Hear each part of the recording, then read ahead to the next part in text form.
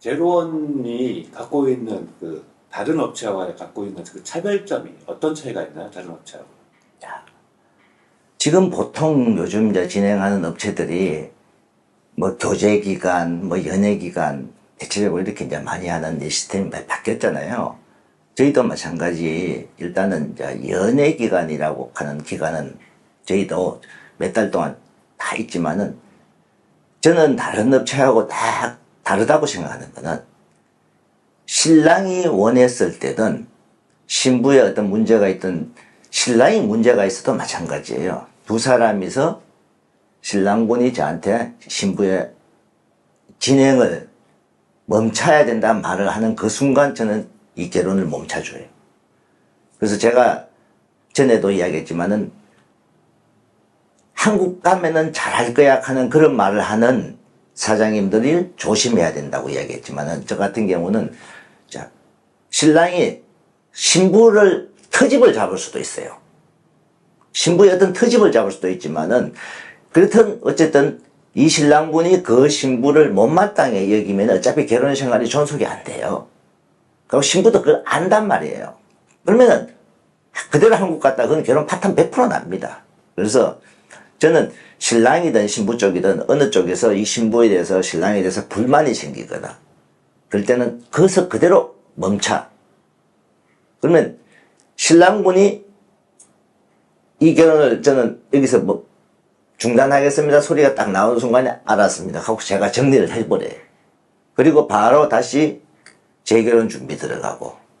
근데 문제는 재결혼하고 비용이 들잖아요. 저희들은 처음부터 재결혼에 대해서는 모든 신랑들이 다 약정서를 다 같이 적어 놓습니다. 결혼 진행을 이제 신부가 교육기관이라든지 예를 들어서 이제 한국 가서 이제 몇 달 안에, 그러니까 몇 달 안이 아니고 한국 가기 전에는 똑같습니다. 약혼하고 나서부터 한국 신부가 입국하기 전에 파혼을 하고 새로 재결혼 진행을 할 때 저희 회사 결혼 비용이 1,550만 원. 그 비용이 그냥 3,000달러로 딱 정해져 있습니다. 3,000불 내면 재결혼. 그렇죠. 1,550만 원 낼 걸 3,000달러만 내면은, 그러면은 재결혼을 진행한다는 그 약정이 딱 돼 있습니다. 모든 신랑분들 성혼 특약서라고 해서 재결혼 조항을 거기에 딱 넣어놔요. 그 다음에 신부가 문제가 있던 신부가 어떤 못마땅 했을 때 위자료는 안 줘도 된다. 근데 신랑분이 일방적으로 신부가 문제가 없는데 파혼을 할 시에는 위자료를 줄 수도 있다. 그건 본인 신랑분이 주고 싶은 대로입니다. 양심상. 예. 그래서 얼마 3,000달러 이내로 주고 싶은 대로 나는 못 주겠습니다. 그러면 안 줘도 제가 더 말 안 합니다. 그래서 위자료 부분은 신랑 자율권입니다. 그리고 신부가 문제가 있어갖고 어떤 이 파혼을 할 때는 저는 제가 주지 마라 그럽니다. 제가 알아서 다 정리해 줍니다. 진짜 나중에 뭐 그 신부 집에서 좀 어떤 항의가 있을 수 있어요. 그러면 그 부분에서 제가 알아서 제가 비용을 쓰든 제가 정리를 합니다. 그래서 다른 회사하고 저는 분명히 다르다는 점은 신랑이 원했을 때 신랑의 신부가 어떤 문제 이 결혼을 존속하지 못할 때는 저는 즉시 멈춰준다는. 그러고 다시 진행. 근데 지금까지 제가 신랑의 문제가 되든 신랑의 문제가 되든 신부가 문제가 되든 그래갖고 멈추고 다시 진행을 했을 때 재결혼을 진행했을 때 진짜 서로 더 맞는 사람을 만나더라 이 말이에요. 어떤 문제점 있는 신랑분도 새로운 신부를 만나니까 그 문제점이 안 생겨요. 그럼 결국은 뭐냐, 서로 맞는 사람들끼리 만나면은 잘 산다. 근데 맞는 사람들끼리 맞느냐 안 맞느냐는 사실상 지내봐야 알아요. 처음부터 저 사람은 어떤 사람이 맞을까 대충 추정이잖아요. 알 수가 없죠. 알 수가 없죠. 그래서 그래도 사실 저희들은 이 재결혼을 하시는 분들이 전체 결혼하시는 분들의 약 한 15% 정도, 그래도 나머지 85% 분들은 다 맞는 신부를 만나더라고요. 그래서 다시 한번 정리하면 주권은 신부가 한국 입국 전까지. 전까지예요. 신부가 한국을 입국을 하고 나면은 신랑분은 5년 동안 다시 못하게 돼 있잖아요. 그리고 또 다른 차별점 어떤 게 있습니까? 최대한 저는 이제 저 같은 경우는 자 신랑분들이 얼굴만 외모만 보고 선택을 하지 말라는 거예요. 예를 들어서 99점짜리 외모에 다른 문제가 있으면 선택을 안 해야 되는데 신랑분들이 이 99점 외모가 다른 문제를 다 덮어버려요. 그래도 자 저희들은 제가 일단 추천을 먼저 하잖아요. 추천을 하는 신부들은 외모는 자 일단 80 몇 점 이상 되는 신부들을 추천해요.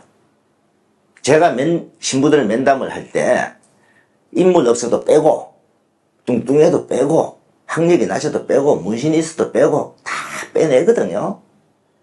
어느 정도 괜찮은 외모에 괜찮은 학력에 좀 착해 보이는 신부일 때 추천을 한단 말이에요.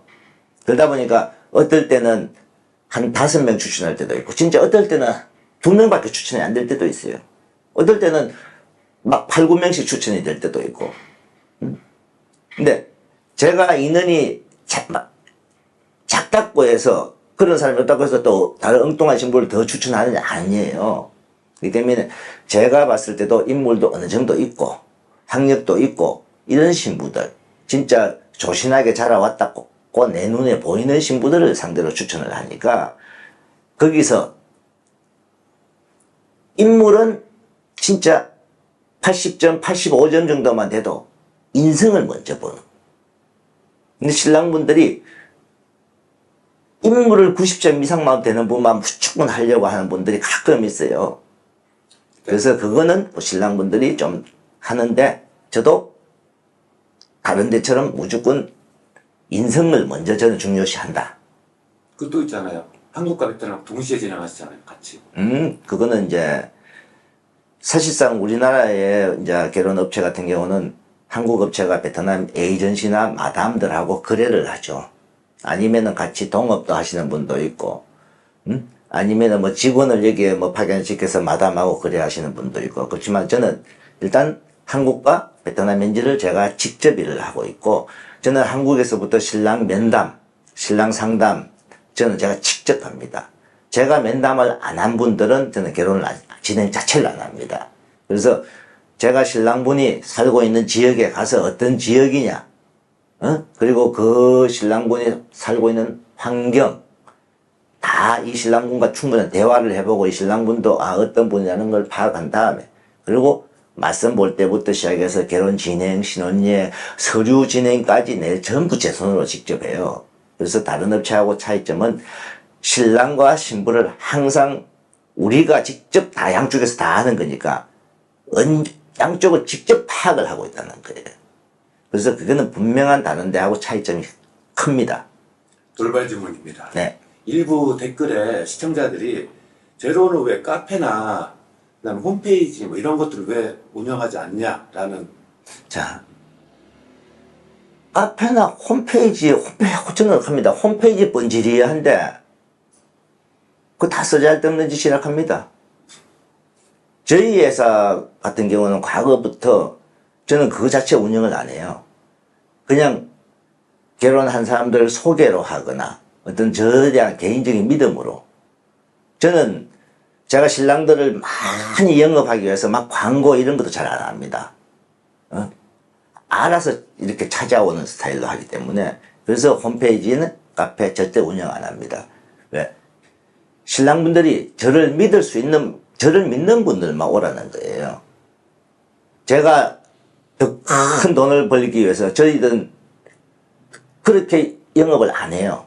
저는 저희 지금 회사 같은 경우는 딱 적정 수준의 신랑들만 딱 예약제로 진행을 해요. 그렇기 때문에 뭐 누가 많이 온다고 해서 저는 더 받는 것도 아니고, 신랑분들도 제가 만나봤을 때 신랑분들이 이분은 결혼하면 안 되겠다는 분은 아예 저는 계약서 자체도 안 씁니다. 그렇기 때문에 홈페이지 번지리하게 만들어 놓고 그 회사 절대 좋은 회사 아닙니다. 카페 뭐 그렇다고 해서 좋은 회사 아니고.